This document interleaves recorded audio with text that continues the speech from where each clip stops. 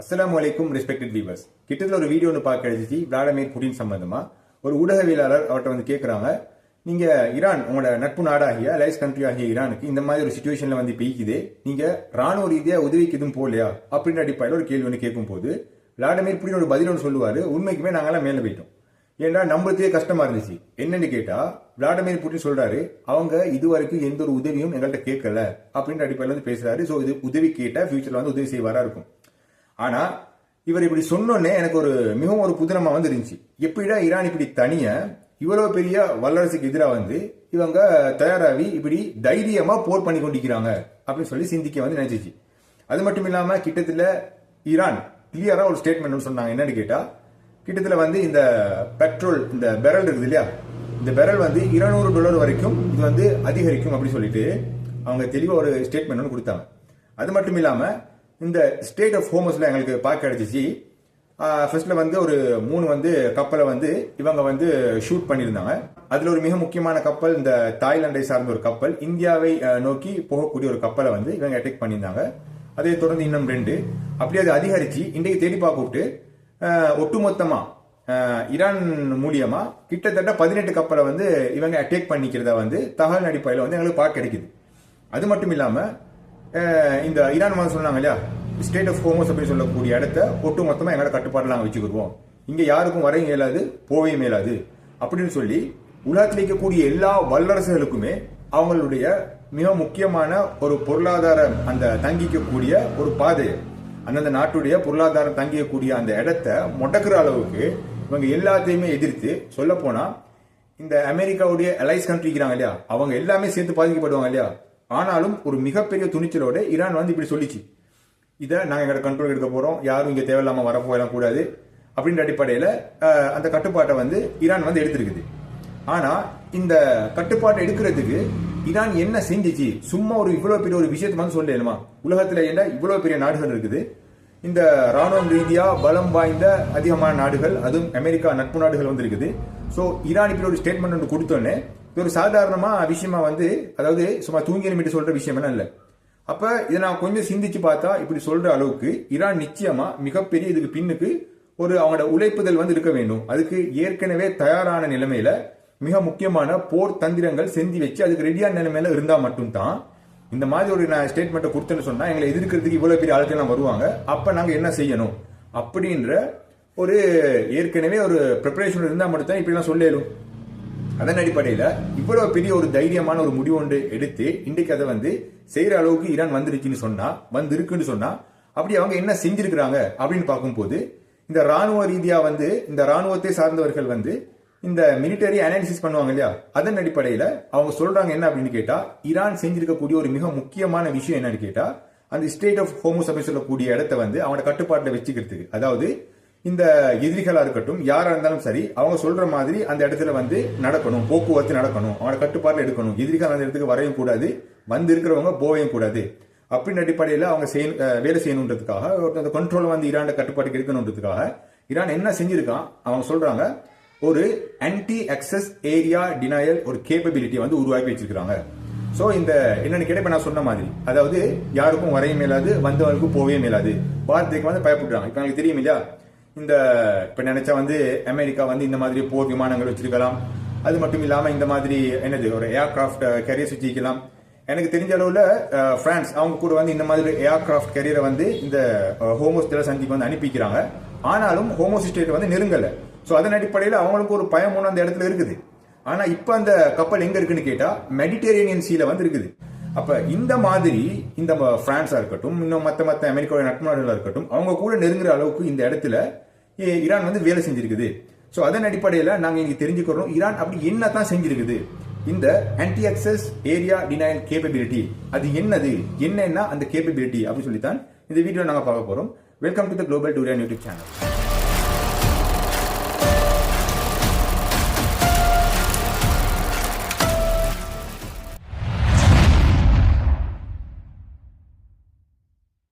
ஒரு விஷயம் நல்லா விளங்கி வச்சிருந்தாங்க, என்னத்தான் நாங்க எங்கட நாடு உண்டு, எங்கட மக்கள் உண்டு, எங்கட வேல் உண்டுன்னு சொல்லி நாங்க வாழ்ந்தாலும் இந்த அமெரிக்கா அவங்களுக்கு அடிப்பணியாததுனால, நாங்க தற்சார்பு ஒரு வாழ்க்கையை வாழ்றதுனால, எங்களுக்கு தேவையான வாகனங்களா இருக்கட்டும் மருந்துகளா இருக்கட்டும் எல்லாமே நாங்களே தயாரிச்சுக்கிறதுனால உங்களுக்கு அடிப்பணியாததுனால ஒரு நாள் இஸ்ரேலோ அமெரிக்காவோ எங்களை இந்த மாதிரி அட்டாக் பண்றதுக்கு இவங்க வருவாங்க.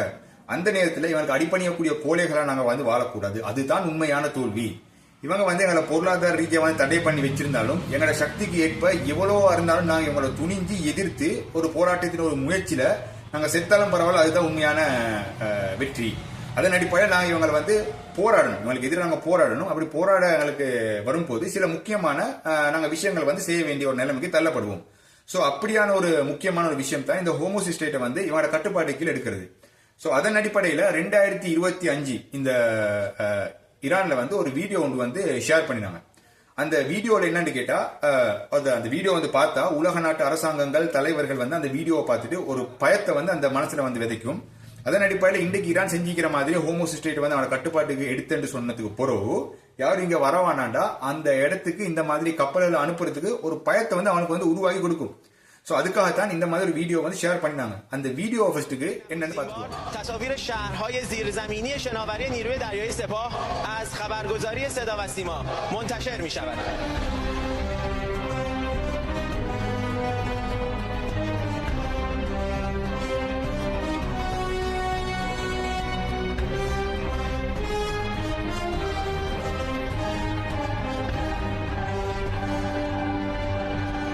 انبوهی از شناورهای تخصصی هواپیمابر آمریکاست و حالا با ارتقای سنگین روی سیستم سلاح قایق‌های ذوالفقار و موشک‌های کروزش که مسلح شده به سرهای جنگی شدیدالانفجارتر، حالا 3 قایق ذوالفقار فقط به تنهایی می‌توانند یک ناو هواپیمابر دشمن را می‌دهیم که جوانان برومند و رشید این ملت நாங்க பார்க்கும்போது இந்த மாதிரி ஒரு நிலைமைக்கு ஈரான் ஒரு நாள் உள்ளோம் அப்படின்னு சொல்லி இந்த எதிரிகளை வந்து எதிர்க்கிறதுக்கு இவங்க எவ்வளவு ஒரு கன்சிடர்ட் எஃபர்ட் போட்டு ஒரு புத்திசாலித்தனமா ஈரான் வேலை செஞ்சிருக்காங்கன்னு சொல்லி பார்த்தோம்னு சொன்னா உண்மைக்குமே உலக நாடுகள் வந்து ஈரான் இருந்து இன்னைக்கு வந்து பாடம் படிக்கணும். அந்த அளவுக்கு இன்க்ளூடிங் அமெரிக்கா அந்த அளவுக்கு வந்து அவங்க வேலை செஞ்சிருக்காங்க அவங்களோட பலத்துக்கு வந்து பொறுத்த அளவுல.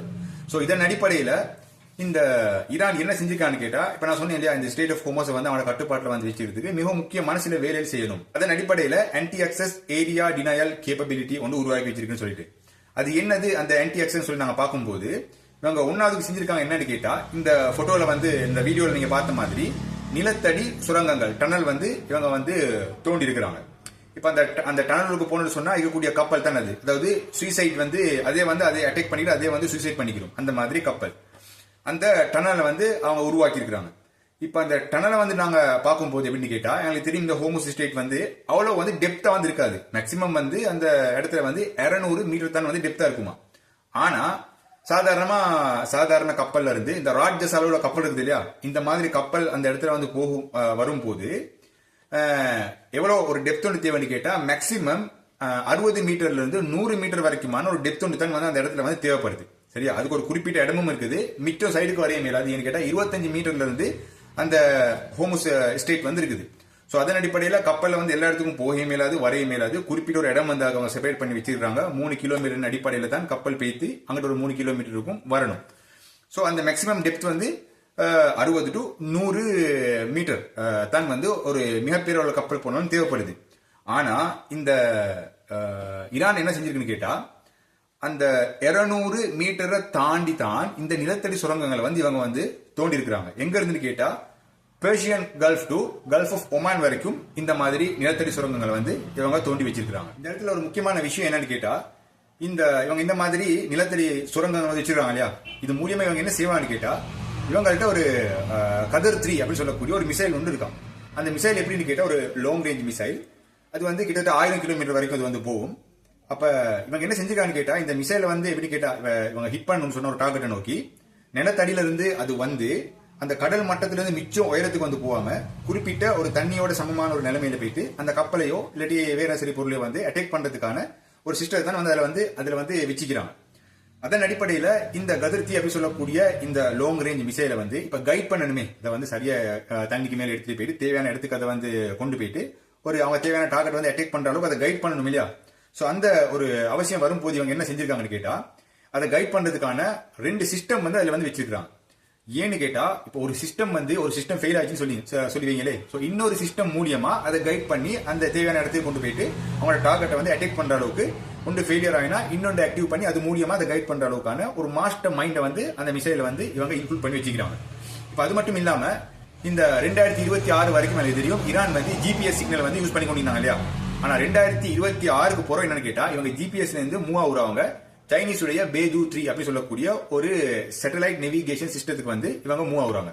சோ இதன் அடிப்படையில இன்னும் வந்து அட்வான்ஸா இவங்களுக்கு தேவையான டார்கெட்டை அக்யூரேட்டட்லி தண்ணிக்கு அடியில நிலத்தடி சுரங்கத்திலிருந்தே இந்த மாதிரி மிசைல் வந்து யூஸ் பண்ணி அட்டாக் பண்ற அளவுக்கு இவங்க அதாவது எதிரி அடையாளம் கண்டு அந்த எதிரிட்டு நாங்க எந்த அளவுக்கு நாங்க அடிப்பணிய கூடாதுன்னு ஒரு மிகவும் ஒரு இந்த மாதிரி ஒரு மிக முக்கியமான வேலையில் வந்து இவங்க செஞ்சிருக்கிறாங்க.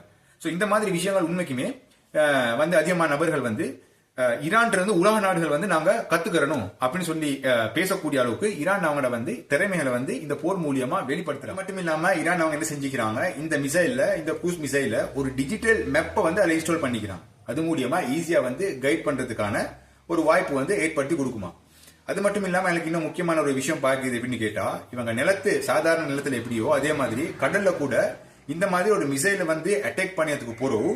எப்படின்னு கேட்டா அந்த இடத்துல வந்து அந்த ஒரு ஹோல் வந்து வந்ததுக்கு போறோம் அந்த மிசைல் வந்து பாஸ் ஆனதுக்கு போற அந்த இடத்துல இருந்து சாதாரணமான ஒரு சாண்ட் கவர், ஒரு மணலால தயாரிக்கப்பட்ட ஒரு கவர் மாதிரி வந்து இது வந்து அப்படியே அந்த இடத்த வந்து கம்ப்ளீட்லியா வந்து மூடிடுது.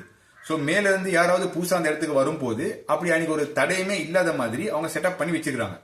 சோ இதெல்லாம் வந்து ஒரு மிக முக்கியமான போர் தந்திரங்களை வந்து உலக அளவில் வந்து இன்னைக்கு பார்த்து ஈரான்ல இருந்து நாங்க எல்லாம் வல்லரசு அப்படி சொல்லிக் கொள்ளக்கூடிய சில ராணுவங்கள், இந்த வல்லரசு சொல்லக்கூடிய நாட்டை சார்ந்த ராணுவங்கள் இவங்க வந்து பாடம் படிக்கிற அளவுக்கு இந்த ஈரான் வந்து மிகவும் துல்லியமாகவும் அறிவு சார்ந்த விஷயங்களையும் வந்து உலகத்துக்கு வந்து வெளிப்படுத்திக்கிறது கவனிக்க வேண்டிய ஒரு விஷயமா. இப்ப நான் சொல்லப்பட்ட விஷயங்கள் எல்லாம் வந்து இந்த ஈரானுடைய ஹோமோசிஸ்டேட்டோட கட்டுப்பாடுல வச்சுக்கொள்றதுக்கு அவங்க உருவாக்கின ஆன்டி அக்சஸ் ஏரியா டினால் கேப்பபிலிட்டியுடைய இது வந்து ஒரு விஷயம் சொல்லி வச்சுக்கோங்களே. இது மாதிரி இன்னொரு ரெண்டாவது வந்து என்ன செஞ்சிருக்காங்கன்னு கேட்டா இந்த ஒரு ஸ்மால் டைப்பான ஒரு சப்மரைன் வந்து இவங்க செஞ்சிருக்காங்க. அதுக்கு வந்து எக்கச்சக்கமான இந்த நார்த் கொரியா அவங்க வந்து இவங்களுக்கு வந்து அதிகமான அளவுல உதவி செஞ்சிருக்காங்க. அதுவும் அந்த சப்மரைன் எப்படின்னு கேட்டா குறிப்பிட்ட ஒரு அமௌண்ட் எல்லாம் இல்ல, மோர் தென் இனஃப் குவான்டிட்டி வந்து இவங்க வந்து வச்சிருக்கிறதா வந்து எங்களுக்கு பார்க்க கிடைக்குது. அந்த சப்மரைன் எப்படின்னு கேட்டா இந்த அதாவது அண்டர் வாட்டர்ல இருந்து ஃபயர் பண்ணக்கூடிய மிசைல், அதாவது டோர்பிடோஸ் அப்படின்னு சொல்லுவாங்க. அந்த டோர்பிடோஸ் அப்படின்னு சொல்லக்கூடிய அந்த மிசைலும் இல்லாட்டி வந்து க்ரூஸ் மிசைல், இது ரெண்டையுமே வந்து இந்த நீர்மூழ்கி இந்த சின்ன சப்மரைன்ல இருந்து அவங்களோட டார்கெட்டை நோக்கி அட்டாக் பண்ற அளவுக்கு அந்த சப்மரைன்ல வந்து வசதிகள் வந்து ஈக்கிறதா வந்து எங்களுக்கு பார்க்கணும். என்னன்னு பார்த்தா உண்மைக்குமே அவங்க வேற லெவல்ல வந்து முயற்சி எடுத்து வேலை செஞ்சிருக்காங்க. நேவல் மைன்ஸ் வந்து இவங்க செஞ்சு வச்சிருக்காங்க, அதாவது கடற்படைக்கான சுரங்கங்கள். இந்த நேவல் மைன்ஸ்ல வந்து 2 டைப்ஸ் ஆஃப் மைன்ஸ் வந்து வச்சிருக்காங்க. அதுல ஒன்று என்னன்னு கேட்டா ஸ்டேஷனரி நேவல் மைன்ஸ், அது மட்டும் இல்லாம ஸ்மார்ட் ஸ்டேஷனரி மைன்ஸ் அப்படின்னு சொல்லிட்டு. இந்த ஸ்மார்ட் ஸ்டேஷனரி மைன்ஸ் அப்படின்னு சொன்னா என்னன்னு கேட்டா அந்த சுரங்கத்தில இருந்து அடி பகுதியில இருந்து எப்படி கேட்டா ஒரு குறிப்பிட்ட கப்பலை நோக்கி ஹை ஸ்பீட் மிசைல் இருக்குது இல்லையா, அந்த ஹை ஸ்பீட் மிசைலை வந்து டார்கெட் பண்ணி கப்பலுடைய அடிமட்டத்துல அந்த அடி பகுதிக்கு வந்து மிகவும் லேசியா வந்து டார்கெட் பண்ணக்கூடிய ஒரு கேப்பபிலிட்டி இருக்கக்கூடியதான் இந்த ஸ்மார்ட் ஸ்டேஷனரி மைன்ஸ் அப்படின்னு சொல்லக்கூடிய. இந்த இடத்துல நாங்க யோசிச்சு பார்க்க வேண்டிய விஷயம் என்னன்னு கேட்டா, டொனால்ட் ட்ரம்ப் வந்து அவங்க சொன்னாங்க ஈரான்களுடைய 46 கப்பலை வந்து நாங்க மூழ்கடிக்க வந்து வச்சுட்டோம் எங்கட அமெரிக்கன் நேவி மூலியமா, நேவி போர்சஸ் மூலியமா அப்படி சொல்லி ஒரு விஷயத்தை வந்து மக்களுக்கு வந்து சொன்னாங்க. Iran's drone and missile capability is being utterly demolished. The Navy is gone. It's all lying at the bottom of the ocean. 46 ships. Can you believe it? In fact, I got a little upset with our people. I said, what quality of ship? Excellent, sir. Top of the line. I said, why didn't we just capture the ship? We could have used it. Why did we sink them? They said, it's more fun to sink them. I said, they like sinking them better. They say it's safer to sink them. I guess it's probably true. But think of it. We knocked out 46 and actually took 3.5 days. அந்த சொல்லும் போது Donald Trump சொன்ன ஒரு விஷயம் என்னன்னு கேட்டா, அந்த கப்பல் ஈரானுடைய அந்த கப்பல் எத்தனை கப்பல்னு பார்க்கும்போது 46 கப்பலை வந்து மூழ்கடிச்சாங்களாம். அந்த கப்பல் எல்லாம் எந்த மாதிரி குவாலிட்டியை சார்ந்ததுன்னு சொல்லி டொனால்ட் ட்ரம்ப் வந்து கேட்கும் போது அந்த ஆபீசர்ஸ் வந்து சொன்னாங்கன்னா அதெல்லாம் வந்து ஒரு ஹை குவாலிட்டியை வந்து சார்ந்தது, நல்ல தரத்தில் இருக்கக்கூடிய கப்பல் தான். டொனால்ட் ட்ரம்ப் வந்து கேட்டாரா, ஏன் இந்த கப்பலை நீங்க அநியாயமா நீங்க 46 கப்பல் வந்து ஏன் நீங்க மூழ்க அடிச்சீங்க, அதை கொண்டு வந்து எங்களுக்கு வந்து அதை கேப்சர் பண்ணி கொண்டு இருந்தா எங்களுக்கு வந்து யூஸ் பண்ண இயலும் தானே அப்படின்னு சொல்லி டொனால்ட் ட்ரம்ப் சொல்லும் போது அந்த ஆபீசர்ஸ் வந்து சொன்னாங்களா, இல்ல எங்களுக்கு அந்த கப்பலை வந்து இந்த மாதிரி மூழ்கடிக்க செய்யும் போது அந்த தருணத்தை வந்து பார்க்கும்போது எங்களுக்கு மிகவும் வந்து இன்பமா ஃபன்னா வந்து இருந்துச்சு அப்படின்னு சொல்லி அவங்க சொன்னதா டொனால்ட் ட்ரம்ப் வந்து சொல்றாரு. அதுவும் 3 நாள்ல 46 கப்பல் ஈரான் அவங்க இருக்கக்கூடிய இடத்துக்கு போயிட்டு இப்படி வந்து இதை செஞ்சுட்டாங்களாம். அப்ப இதை வந்து அதிகமான மீடியாக்கள் எல்லாம் வந்து எடுத்து வந்து போட்டுட்டு இருக்கிறாங்க. இப்ப இங்க உண்மையான கிரவுண்ட் ரியாலிட்டியை வந்து நீங்க அனாலிசிஸ் பண்ணி பார்க்கும்போது இந்த மாதிரி ஒரு வேலை நடந்திருக்கிறதுக்கு வாய்ப்பு இருக்கா இல்லையா அப்படின்னு சொல்லி கட்டாயமா காமெண்ட் செக்ஷன்ல நீங்க வந்து காமெண்ட் பண்ணுங்க. இதுக்கு சாத்தியம் இருக்கா, இல்லாட்டி இந்த மாதிரி பொய் சொல்றது இவனோட பொழப்பா வச்சிருக்காங்களா அப்படின்ற அடிப்படையில். அடுத்த வீடியோ சந்திக்கும் வரைக்கும் அஸ்ஸலாமு அலைக்கும் வரஹ்மத்துல்லாஹி வபரகாத்துஹு.